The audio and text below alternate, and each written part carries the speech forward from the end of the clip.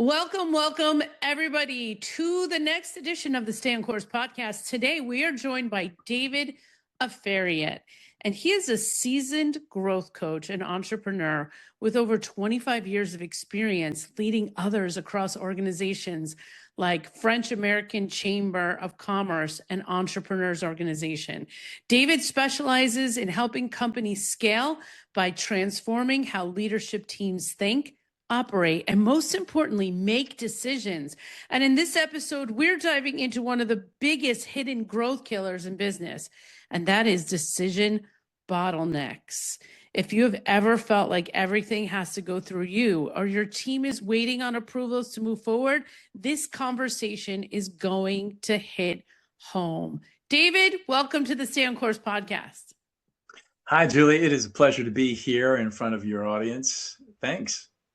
Thanks for being here, David. And before we get started, I ask all of my guests, what is your favorite food? My favorite food is Mediterranean, Middle Eastern. It's a dish that's called shakshuka. You can't mess it up with a good toasty piece of pita. And I also make my own hummus. I love making hummus. Oh, okay, good. I don't know if I've had that dish, so I'll have shakshuka. Shakshuka, real quick. It's roasted peppers. It's roasted tomatoes, reduced, and some spices like cumin, coriander, curries. You can turn it into za'atar, pepper, salt, and then you kind of make an egg. You make a little well in this reduction, and you put an egg in it, and you cover it, let it cook for a little bit so the eggs get firm, and then you serve it with feta cheese and parsley, and it's absolute heaven. Awesome. Very cool. So we're going to be talking about decisions today, but where do you want to start this conversation, David? Well, I've had the good fortune of growing a fintech company to the Inc. 5000 list for 6 years in a row with two other partners. And we, achieved an enormous success licensing the technology to household names and enterprises like E-Trade and TD Ameritrade, because it helped people make decisions in the stock market. And it took, we were a 20-year overnight success, right? So along the way, we made horrible, our share of mistakes, and we also had our share of wins. And I bring all that, and as you mentioned, my leadership experience leading other leaders at the French American Chamber of Commerce, because I'm a dual citizen, and in EO, which is a fantastic organization for growth and peer-to-peer relationships with other business owners. My why for doing what I do now as a growth coach is surrounds this idea of perseverance, of the way that I grew my companies, which included the fintech company and then even a champagne import company, which we can talk about. But it's doing so with an idea that I do what I do for myself and for my companies with an eye toward the 10-year, 5-year version of myself in the future. That's for my own wellness. That's also for the company's health and positioning to either be, exited in some way, either turned over to a team, sold, or what have you. And that has served me well, both in raising children and managing my own, self and in business. And it's how I define the word perseverance. Perseverance is about curating a routine, curating an atomic habit. Like, the book James has written about. Forget James' last name. Atomic Habits. Yeah, I just bought that book for my daughter, actually. She was excited to read it. It is, and she should be. It's an amazing book. But the step from there is thinking, well, what are the atomic habits that I want to curate that build a routine that lets me drop the keys off to a future version of myself and say, hey, I did my work. Now it's your turn to drop that off to the next, gal or guy, 5 or 10 years in the future. And work that way, thinking about every day. Well, this is why I work out. This is why I eat the foods I eat. This is why I hold a leadership team meeting. This is why I do the things so I meet a better version of myself and my company in the future. That's perseverance, the daily commitment to that routine. Daily commitment. And I think, what's interesting about routines is that the more you do them, the more your body, especially physical ones, your body starts to lead you rather than you leading it once you get into the groove. For sure. For sure. We were talking just before we started here about a major operation that I had. It was an emergency. It was scheduled, but I to that point, I'm always thinking about the version of myself 4 or 5, 10 years in the future. This surgery and procedure, which happened a week ago, this hour, Wow. um, left me thinking that it's not just the future person I'm serving. I'm also serving the person who I am now in case something unexpected like this happens, which, you know, it was the case about 3 months ago. It was determined that, okay, we need to have we need to fix something here that's happened congenitally. But anyway, without going into details, it's been fixed. And here I stand, a week ago from what was a major procedure. So the body's recovering in part because of the routines I have in place for it. Yeah. Imagine something happening to your business and, you know, taking you out for a period of time, good or bad. Let's say you win you win a trip around the world and you decide to actually take it. What's going to happen if you remove Right. yourself from your business? Big Does it problem. fall apart because everything flows through you, or does it thrive because you're actually not there It's a and your good team takes question. over? It's a good question. I think that depends on how big your business is at this point. But if you do have a team, this is what we need to definitely focus on. So, as far as this relates to decision making, how do we bring this together, David? Well, so there are some ingredients that for building a routine, especially, you know, we can talk about wellness another time, but we're talking today about bringing this into your business with what I call a decision engine for your company, a 3D decision engine, and those 3Ds are discover, discuss, and decide. And there's a cadence to this, especially in a meeting where you put this kind of habit, this routine, this atomic habit into place. And Hmm. it goes fast, slow, and fast. That is, quickly get to the list of what we need to discover and talk about in this meeting with an idea toward what are the outcomes that are pre-written relative to this issue that we're going to discuss. What's the outcome that we're looking for as a result of this, what we're going to discuss? Then let's discuss it, everyone. And let's discuss it without, both within and without of our hats that we wear. Like for the sales guy to talk about an HR issue, I need you in this particular, I need you and your input in this. To the Mhm. marketing person on on an operations issue, I need your input, not just as it relates to the hat you're wearing, but take your hat off and step into this as a leader or as a co custodian of this business. And then fine, we get to make a decision then. And then that decision, it's someone is accountable, everyone helps, and then we see what the results are in a day, or excuse me, a week, or even a quarter or a month, whatever's required. But we set a timeline and we assign accountability for that outcome from that decision. And then we expect to see that there's milestones. What are those, and how are they going to be met? It's almost like getting to a decision that's project managed, and now we're able to move on to the next thing that we need to discuss in this time that we have this week in this particular leadership team meeting. So get to a habit of going through these 3Ds. If you have a 90-minute meeting, this should occupy 60 minutes of your meeting to go Right. through a list of during the week what was raised, what questions, and like, okay, well, we're going to discuss this in this meeting with this outcome that we expect for each of these items. Hmm.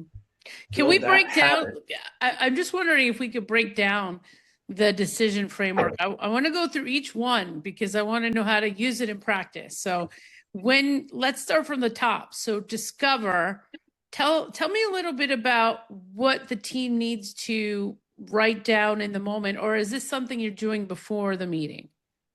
It's something that happens usually before the meeting. You want a parking lot of items. Like, again, tell me an example of one of your clients where, the owner, right, is not just a not just wears the hat of owner, founder, but it's also, one of the employees, right? Mhm. So what chair is that? Think of, let's talk about it. Give me an example. I mean, one of my clients was a movie production and a musical festival stage experience production studio. And they made all of these they brought brands into musical festivals and even into, movie promotions and such. And the owner was fabulously gifted, but he was clearly an employee in the business. He was, sales and vision, and didn't have an operator. So that's one of the things we had to figure out. But every decision was flowing and landing on his desk, Right. and it was just a choke point. You didn't have people discussing issues. You had people waiting around for approval to explain, and not to take any action until it was, covered CYA wise. And that is a guaranteed way of slowing down a company. So, there's always in every company, there's always more leads that are coming in. There's always a better hire to make. There's always, a new technology to implement and to consider. But if everything has got to go through the owner,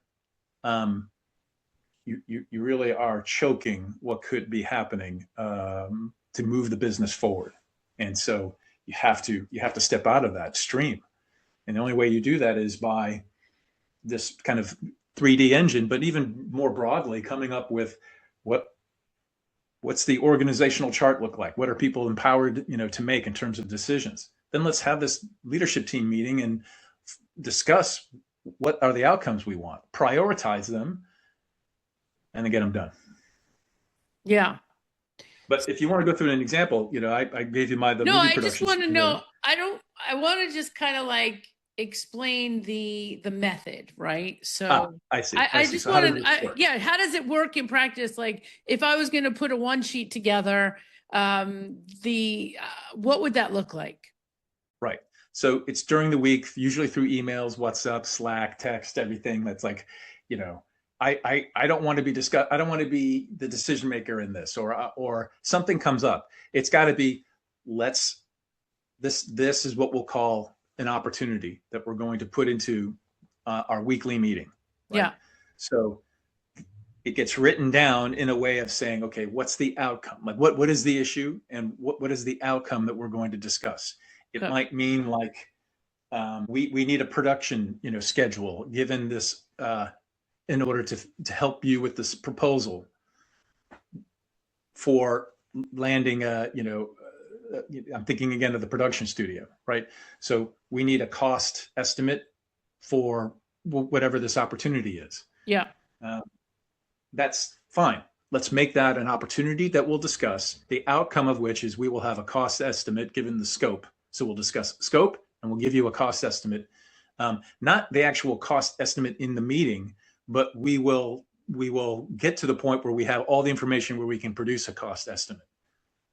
Yeah. The reason why I'm asking this is because, there's lots of teams and all different things that we're doing, but we need I think the parking lot thing, like the first thing that you said is the practical tool that you could take away is having a parking lot of all the decisions that need to be made in the week, and keeping those in a place where everyone can see them, so that when you have this meeting, this discussion meeting, you don't have to pull an agenda together, right? Everything's already there in place for you to check out.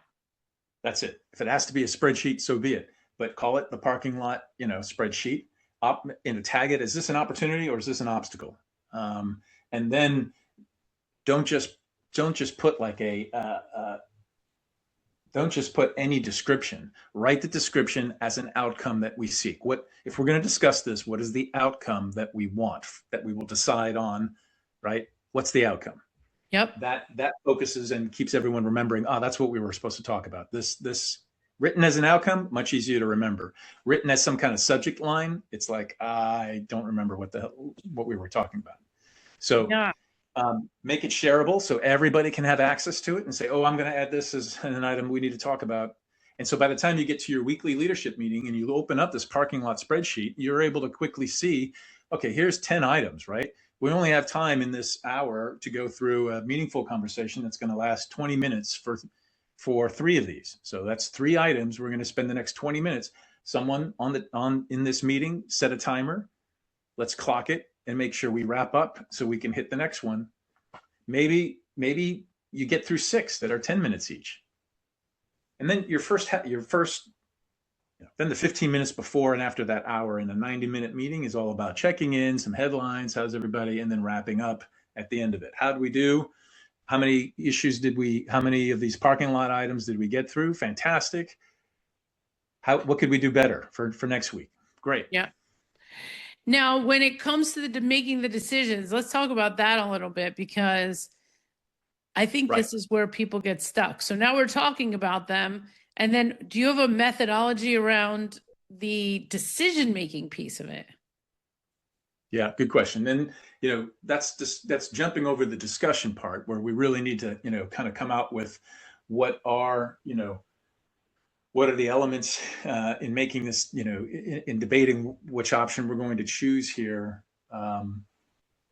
having everybody weigh in. And then when it's time to kind of, and perhaps that discussion is in fact guided by the decisions that you need to make, how you're going to decide. Generally, in my experience, and that I've kind of crafted, there are about 6 different categories you can make in terms of a decision. Meaning this thing that we're talking about is usually either about a change in a process, right? So we're going to make a change. It's going to change the way we do, business. It's going to change perhaps even the customer journey, how they experience. Like we're going to have a new landing page or a new form, and it's going to have new information we're collecting so that when we respond, we're better able to talk to, if I'm an HVAC repair, like where, different questions we need as a filter to say, what kind of unit do you have? Or how long has it been since it was last serviced, et cetera. We're going to change a process. Another decision category, that's one. So the second is changing a person. That's this person in this role doing this work is expending way more energy than they should. It's not natural for them in this position. They shouldn't be answering customer service calls because they have a short fuse. But it turns out they're actually operationally fantastic. So if we just move this person into a different area of our process or the company, they'll feel better. They'll expend less energy. They'll come more, what energy they do expend will be better for the experience and better for them. A third could be a change in the strategy altogether. Like this makes us think about, wow, could we actually be doing what we're doing? And because we've noticed the kinds of customers that are coming to us, if we could modify our strategy to include a new segment, for instance, or a new market. The fourth kind of decision is about stopping something, strategically quitting, as I like to refer to it. Like, okay, let's stop doing this. Why? Well, because we expend way too much, resources, time, money, whatever it is, people power, and it is not returning what we need. So this is something we just need to stop doing, period. Yeah.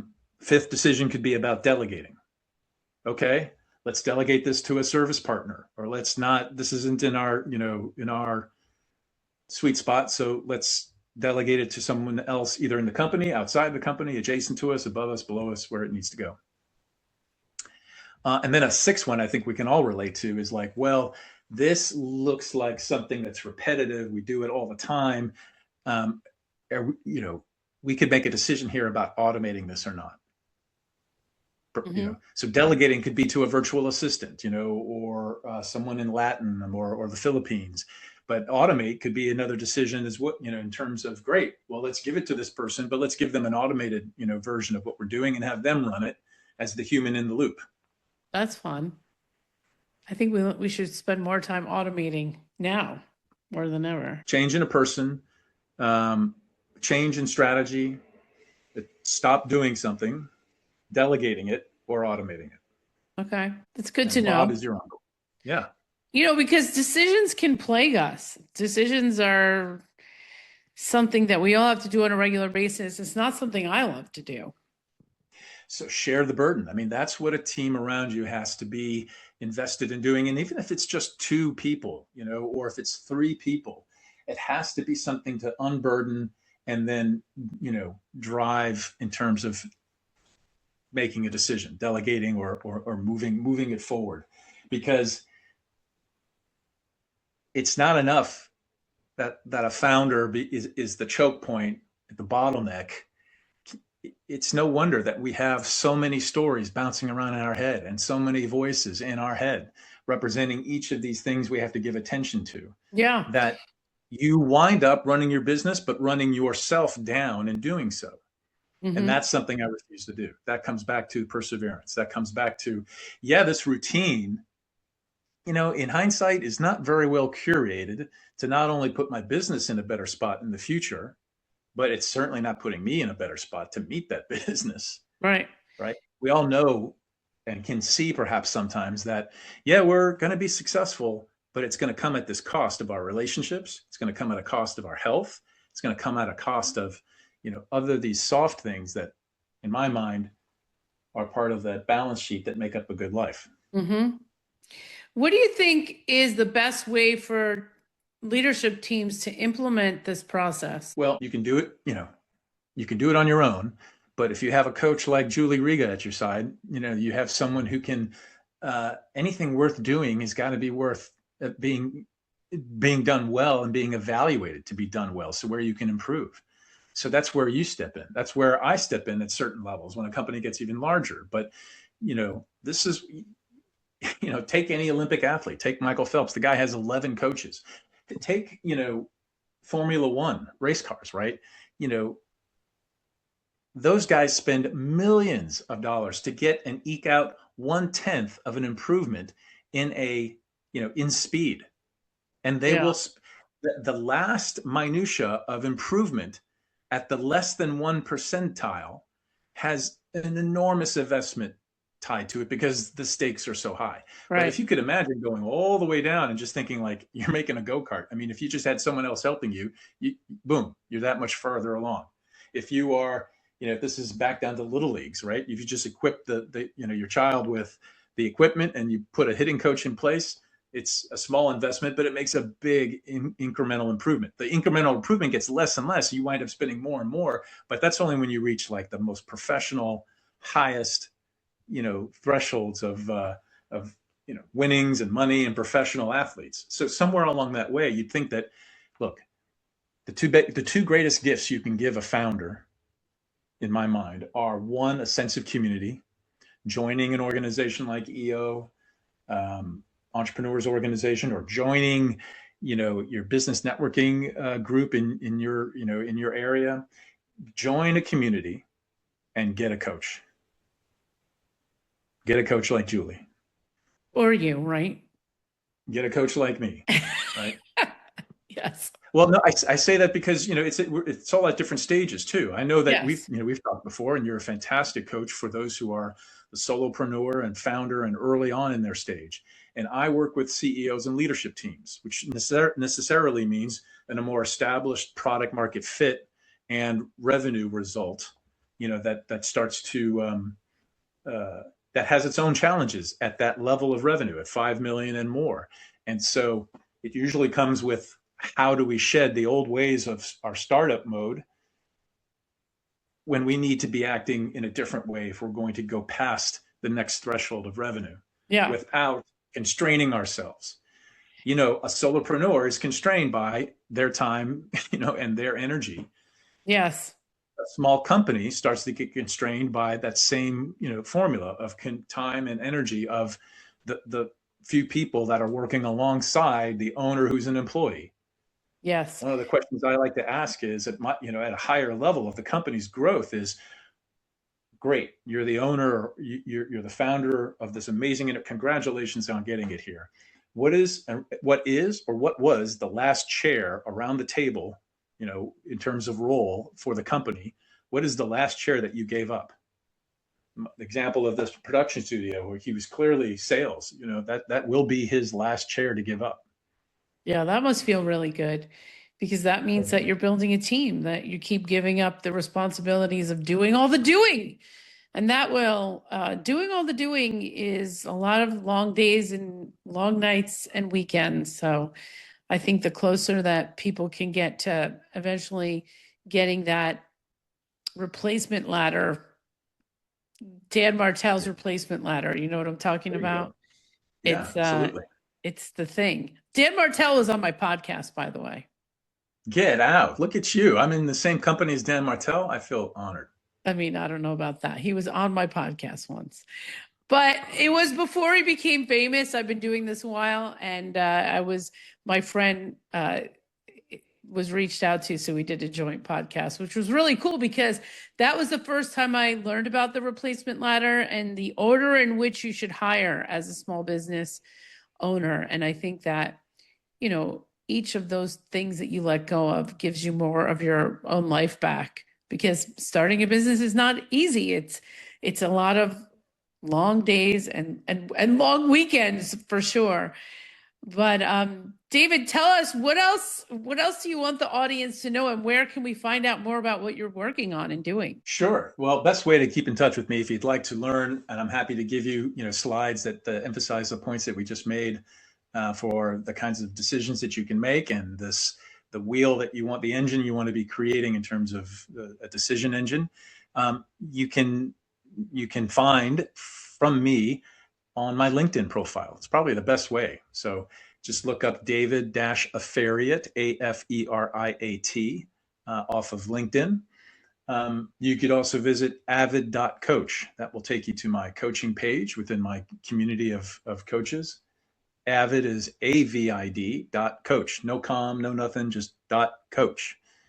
And those are probably the two best ways to get in there. You can also, again, once you follow me, you'll get the articles that I write every week about different issues affecting, business owners at various levels. Awesome. But really focused around the team aspect of improving this. Each week's article is either a case study or just some other enlightened, kind of nugget, which is pretty practical in the sense of one reframe to keep in mind from the article, two questions to be asking yourself, and then three things you can bring into your next meeting, like kind of which we talked about. I love that. Or the decision engine. I love that. Well, thanks, David, for today. I think that people got some really good information on making decisions. We need to be more mindful of it, that there should be a process behind it. I'm sure there's people listening out there that don't have a process behind having a decision process within their business. So this is awesome. I'm so happy to be here and to share this stage with you. So thank you, Julie, very much for the opportunity. Thank you, David, for being a guest on the Stay on Course podcast.